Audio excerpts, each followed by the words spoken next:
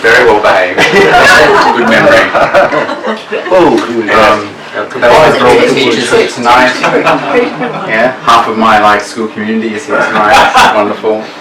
Checking up on me. Thank you. I appreciate that. What does Dionysius do at night? Oh, it's poetry.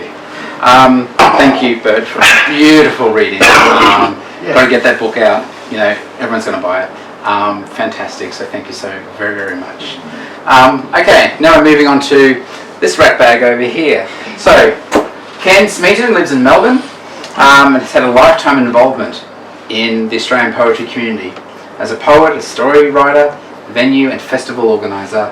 And again, like I outlined earlier, a lot of poets got their start at a lot of gigs and festivals and venues that Ken ran and had involvement with throughout the strong Melbourne poetry scene.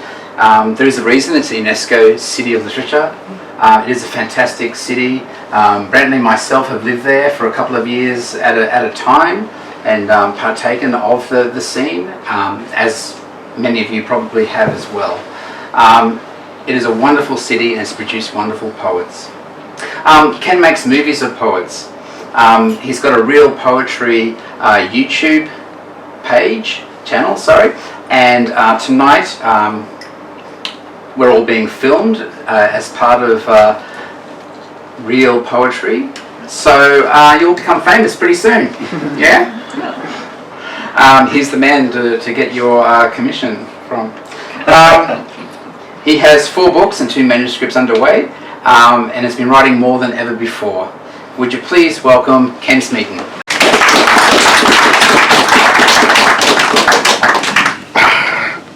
Thank you very much, Brett. I have very fond memories of Brett and Brentley coming to our gigs in Melbourne. I'm going to sit down. I'm an old bugger now. Last time I was in Queensland in '79, I got beaten up by the police because we were at the Aboriginal Embassy. And when I got back to Canberra, my mother said, "You're always getting in trouble with the police." Well, that was the only time I had. Badge of honour.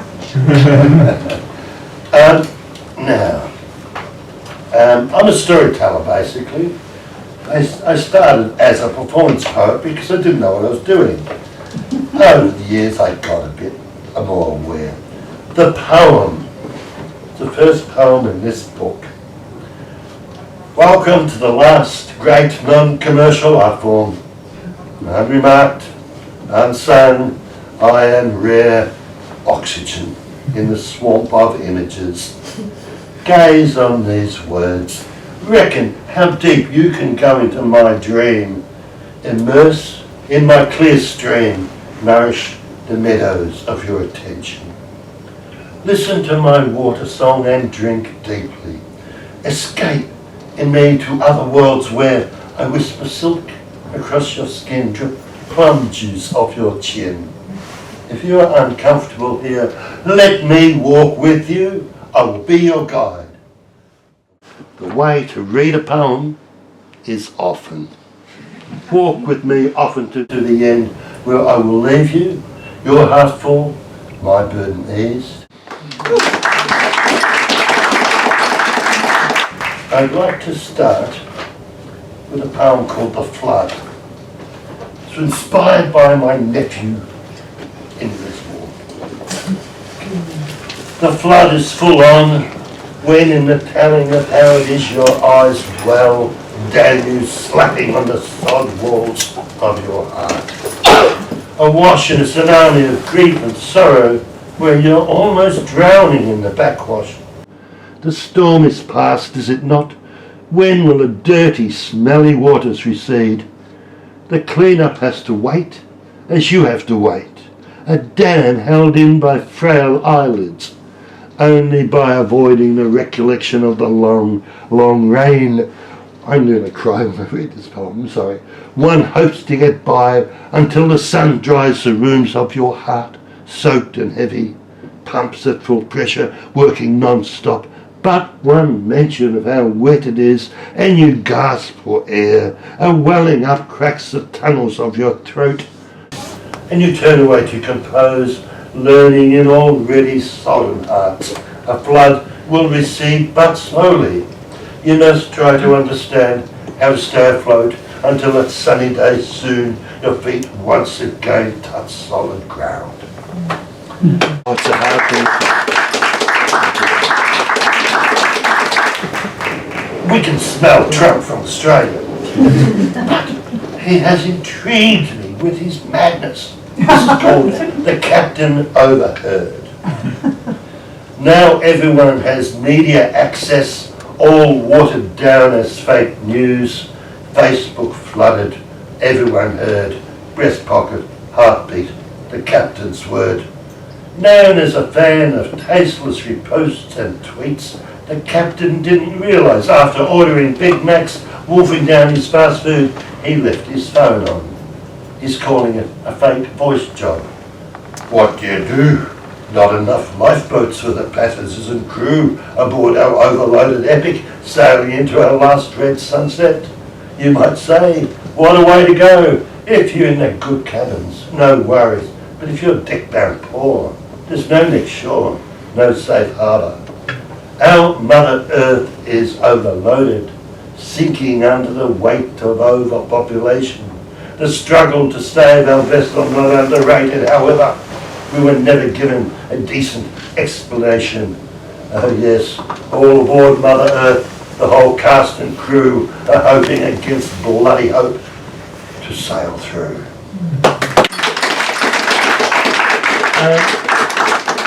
The next one I'd like to do is called The Miner.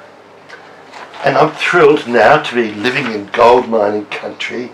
I was born in Ballarat. I grew up in Canberra and Melbourne. And now I'm back near Bendigo in a little town called Newstead, named after Byron's Abbey. Newstead Abbey in England. But anyway, The Miner. It's in 4 parts. The map, the mine, the suffering and the gold. The map. You don't know what's down there until you dig. The best science can read what lies beneath. A psychiatrist might lead you to the opening. You might stumble upon a hidden lode, or you could find yourself born to dig. Whatever road you come to mine, language is the tool to extract gold. The mine. The dream to be rich in every respect drives you deeper to hell, to heaven, drives you on to the bowels of truth, to the awesome fact of your own bedrock. Dug with pink words, your own walls to breach, you frustrate in shifting sand, loose shale, poison air, collapsing tunnels, rising water, foul mud, hands of clay, claws of blood. The suffering. All this suffering you turn against itself to choke and hold the roof up. You make a straight shaft with the words of yesterday's forest for tomorrow's gold. You become granite, your strength is tested, crash through into caves dank and eons dark. Light drains from your mind, the ghosts echo, and you could just sink to your knees. The gold. Depleted, but refusing defeat, a desperate spark, no sure strength, a fool's courage, all that's left, fires up your miner's lamp, and lights upon the gleam you seek. Gold, gold, mother love, gold. Now all the fear, the pain and blood, worth the work your life and times, and you cry and you laugh at the beauty you mine from the veins of your heart. Okay.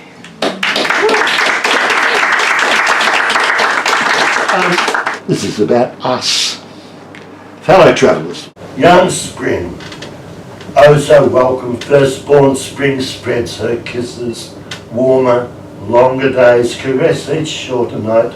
straining leaf to bud to the sun's wishes, raining delight on Mother Nature's birthright.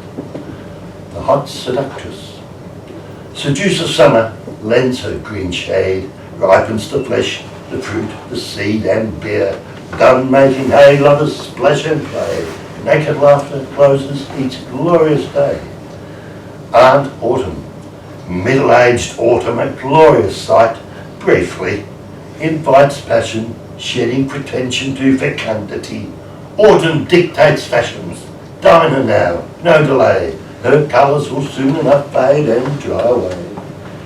The cold bloke, old man winter determined to keep us cold, the log fire burning, bed covered double fold, stoked the coals, born the child, kept the snowman at the gate, to be warm all in vain, the cold bloke stays long too late.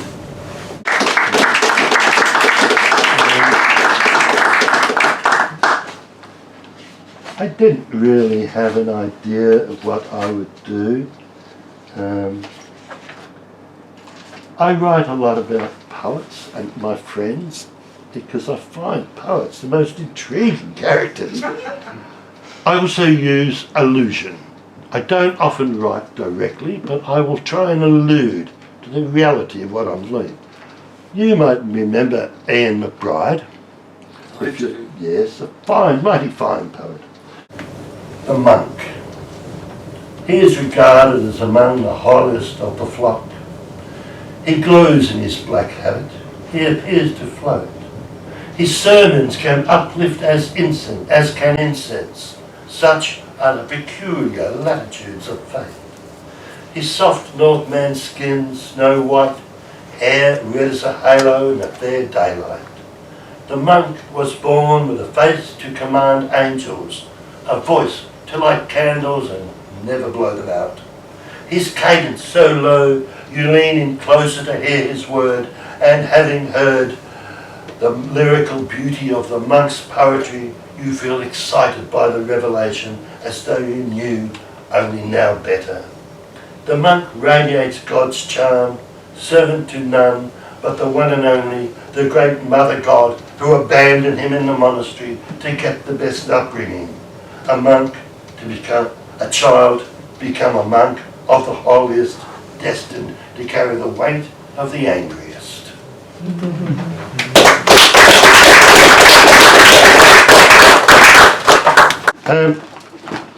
I thought I had a manuscript, and now I've got one that's going to turn into 2 or 3. Since I've left busy life in Melbourne, I have all the time on my hands to walk around my home in my undies if I want, smoke copious amounts of marijuana. I have written now 20 short stories, had 6 published. I've won 3 poetry awards. I just didn't have time before. And sometimes you just have to concentrate on yourself. Okay. Youth passes. This was the last poem I wrote on my last day in Melbourne. Youth passes. Sitting at my local cafe, I see a girl flashing her breasts at the road workers. She sees me and laughs, and the clouds move, and the sun floods. While a poor wretch wanders by my seat, eyeing the ashtrays and the gutters for the butts he might squeeze out for that one last smoke until there's no more and he has to search again to find some goddamn relief. And dole or pension is always next week, and the busker juggler, either too hungry or stoned to juggle cleverly, pretends each miss, each drop is part of the act. You save your silver change for the beggars. The filthy fat guy sits an unloved Buddha outside the bread shop. The skinny busker sings his heart out. He once had a hit record and toured the country, but every cent he made went up his arm. And the youth pass like a living gallery, tattoos forever on young skin that will fade and wrinkle as their youth passes. Bit mean.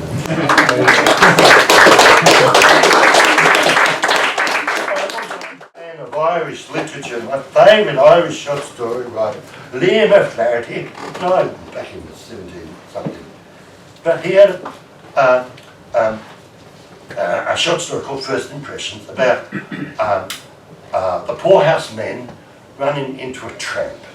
Well, I bought a spud from a bag, out a trust box outside the Smeaton Hotel.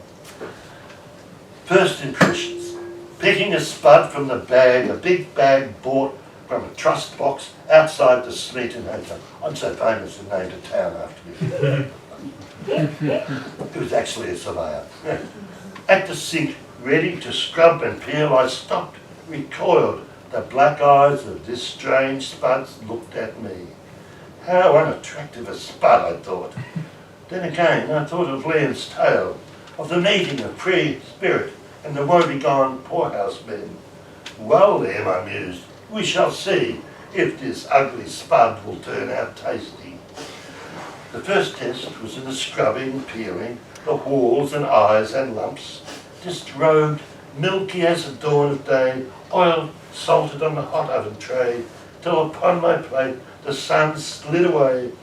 I dined on my eyesore spud, discovering delicious flavour hidden inside the heart of the grubby, red and lumpy Smeaton spud.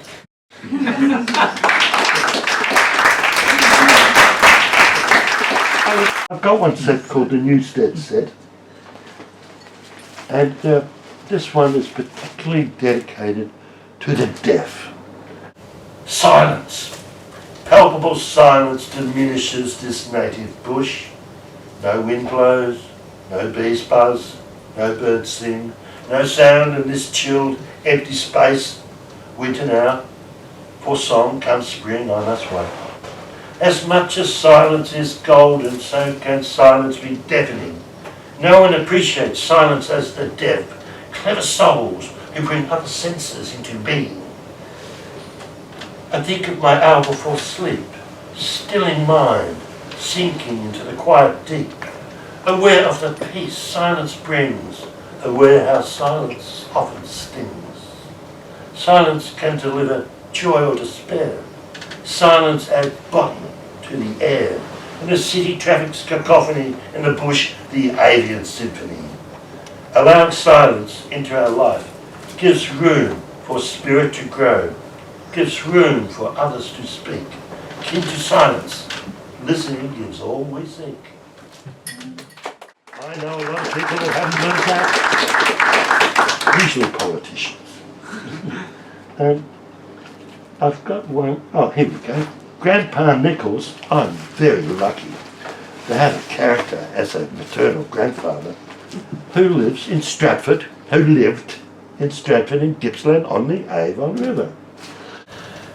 My maternal grandfather Nichols, proud of his head full of hair and thick moustache, a tall man considered handsome and rather flash. He read aloud from books I couldn't grasp, a child in awe of Grandpa's chocolatey voice. Aged 3 to 7 years, sent each summer to Stratford to convalesce from bouts of glandular fever. On Grandpa's knee overlooking the Avon River, he taught me the alphabet and how to read. My life of free poetry, he planted the seed. Grandpa proudly told me often that this town and river are named after Stratford on Avon in Old England, where Shakespeare, the world's greatest poet, was born. Of his friendship with our own Henry Lawson, the people's poet, this story is at the heart of our nation.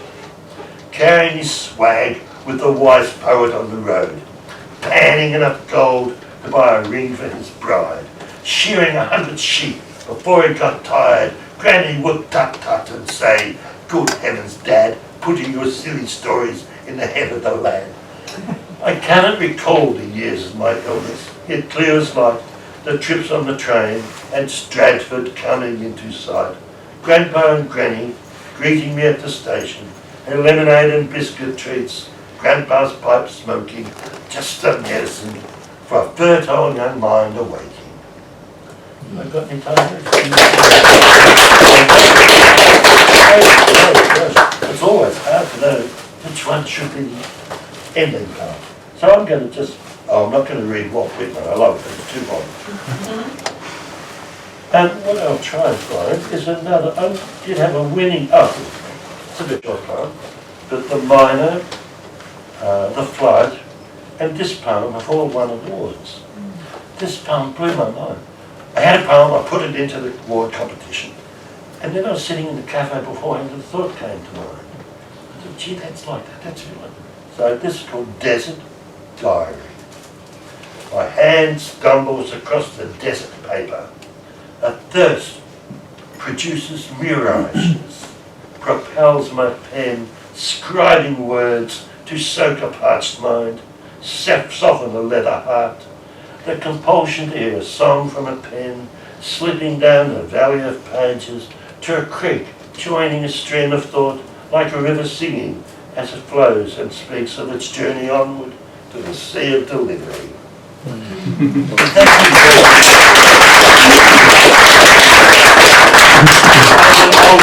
I decided not to just go away and die.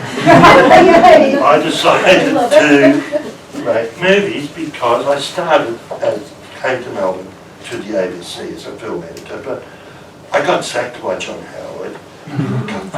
And movies were so expensive. Then computers came out, multimedia. Now I make my movies, they cost me nothing. They are just such a great joy. They can be seen, there's hundreds of them, by YouTubing, search my name, Ken Smeaton, Real Poetry Movies, and be amazed. And you all, but we're going to just try to cover poets. Thank you. Thank you so much. My pleasure. Beautiful reading, mesmerising. Like it's like you should have a whole stage show just of you. Like you should like pack out bigger theatres than tonight. It's really amazing. Who knows? We're gonna have a really quick break.